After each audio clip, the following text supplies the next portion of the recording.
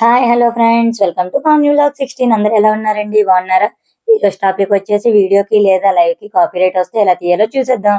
First మనం YT స్టూడియోలోకి వెళ్ళాలంటే మనకి దేనికైతే కాపీరైట్ వచ్చిందో కాపీరైట్ మీద క్లిక్ చేయాలి. రివ్యూ ఇష్యూ అని ఉంది కదా, దాని మీద క్లిక్ చేస్తే మనకి దేనికైతే కాపీరైట్ వచ్చిందో అది ఎవరు వేసారో అనేది ఇక్కడ చూపిస్తుంది. చూసారా?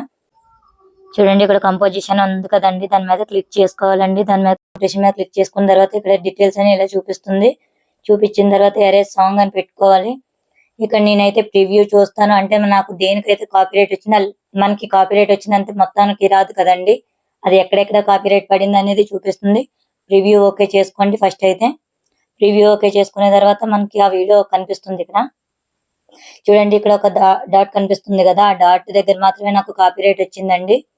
ఇప్పుడు నేను ప్లే చేసుకుంటున్నా చూడండి, అదిగండి అక్కడ నేను ప్లే చేశాను కదా, అక్కడ నాకు కాపీరైట్ వచ్చింది.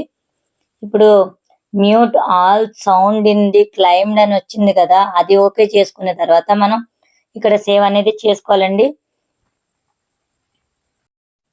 చూడండి, ఇక్కడైతే నేను దేనికైతే వచ్చిందో అక్కడ అది వాయిస్ వింటున్నా, ఎలా దేనికి వచ్చిందో ఏంటి అక్కడ ఏముంది అని చెప్పేసి వింటున్నా.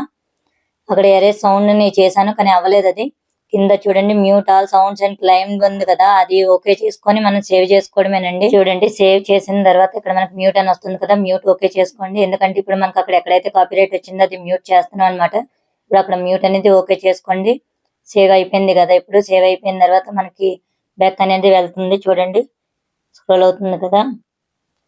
ఇప్పుడు చూడండి, ఇక్కడ వీడియో ఎడిటింగ్ ఇన్ ప్రోగ్రెస్ అని వచ్చింది కదా, వీడియో ఎడిటింగ్ అవుతుంది. అంటే ఇప్పుడు మనం అది కాపీరైట్ చేసేసాం కదా, అది ఎడిటింగ్ అవుతుంది. ఇక్కడ ఎరేజ్ సాంగ్స్ ఇంక ఇవన్నీ ఓపెన్ అవ్వట్లేదు, ఎందుకంటే అది ఆల్రెడీ ప్రాసెసింగ్ లో ఉంది కదా, ఇంకా అదేది ఓపెన్ అవ్వదండి. మనం ఒకసారి మళ్ళీ బ్యాక్ కి వచ్చేసేయడమే.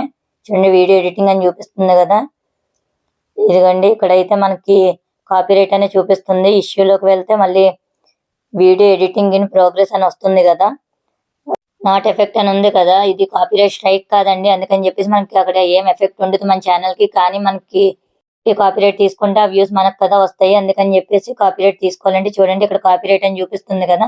ఇప్పుడు నేను మళ్ళీ అది అప్లోడ్ అయిపోయిన తర్వాత ఒకసారి మళ్ళీ ఓకే చేశానండి. చూడండి, ఇప్పుడు నాకైతే రిస్ట్రిక్షన్ నన్ అని చూపిస్తుంది, అంటే నాకు కాపీరైట్ పోయింది అక్కడ. చూసారు కదా, అంటే ఇందాక నేను ప్లే చేశాను కదా, అదే వీడియో నేను మళ్ళీ ప్లే చేస్తున్నాను చూడండి. ఎందుకంటే ఆ వీడియో కాదా మళ్ళీ మీకు డౌట్ వస్తుంది కదా, అక్కడ టైం మారింది చూడండి పైన, అందువల్ల మీకు ఆ వీడియో కాదని డౌట్ వస్తుంది ఎవరికైనా, అందుకని చెప్పేసి నేను చూపిస్తున్నాను అది. చూడండి, ఇప్పుడు నాకైతే అక్కడ కాపీరైట్ లేదు, కాపీరైట్ పోయింది కదా. ఈజీగా కాపీరైట్ అయితే రిమూవ్ చేసుకోండి. వీడియోని ఎప్పుడు డిలీట్ చేయకండి, ఎంతో కష్టపడి వీడియో చేస్తున్నాం కదా, ఇది మీకు యూస్ఫుల్ అని నేను అనుకుంటున్నాను. Thank you for watching friends, bye bye.